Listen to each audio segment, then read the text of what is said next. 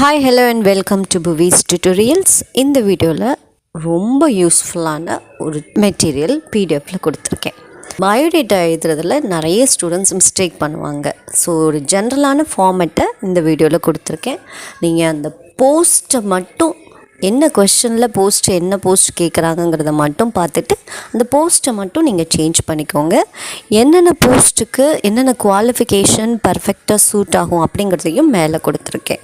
என்னென்ன மாதிரியான போஸ்டெல்லாம் கொஸ்டினாக கேட்பாங்க அப்படிங்கிறதையும் கீழே கொடுத்துருக்கேன். ஓகேயா?